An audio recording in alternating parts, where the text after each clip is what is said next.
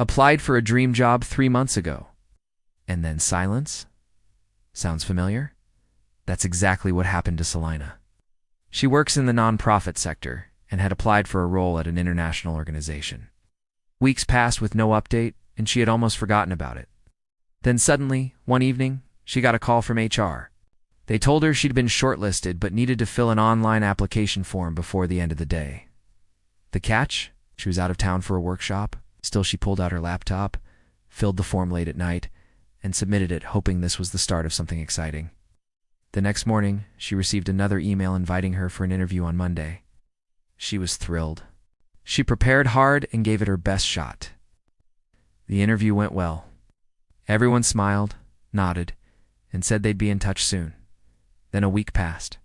No update. She followed up. HR said, "We'll get back to you shortly." A few days later, an email arrived. She'd been selected for the next round, this time with an international expert and the country director. The interview was long, intense, and inspiring. She left feeling confident and hopeful, and then again, silence. 2 weeks passed, then 3. No news, no updates. So what's really going on here? The truth is, international organizations aren't slow by accident, they're slow by design. Hiring in global institutions isn't just about picking the best candidate. It's about managing accountability, risk, donor compliance, and often coordination across several countries and time zones. Every step from application to final offer can involve layers of review: the country office, the regional hub, the headquarters, and sometimes even external donor representatives. Each has to sign off, often across different continents in working weeks. A 2023 DevX survey found that the average recruitment process for international NGOs takes between 68 and 90 days. For senior roles, it can easily stretch to 6 months. And there's a reason for that. These organizations don't just check if you can do the job.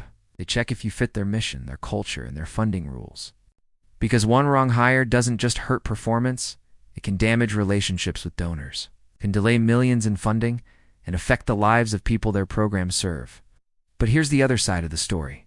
For the candidate, it feels like being ghosted.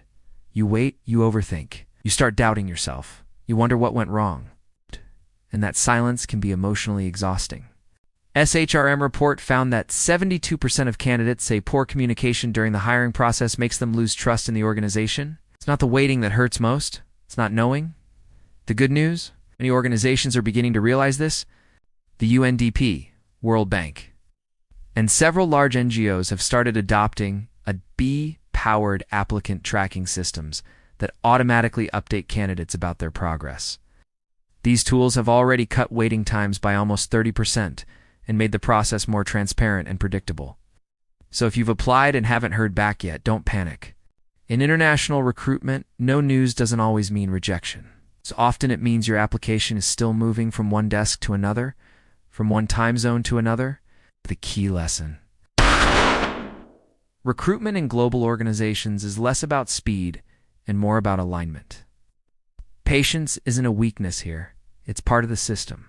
So the next time you're waiting, remember, it's not that they've forgotten you.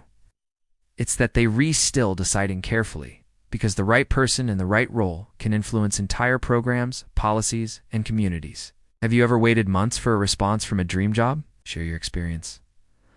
Let's make this global hiring maze a little more human.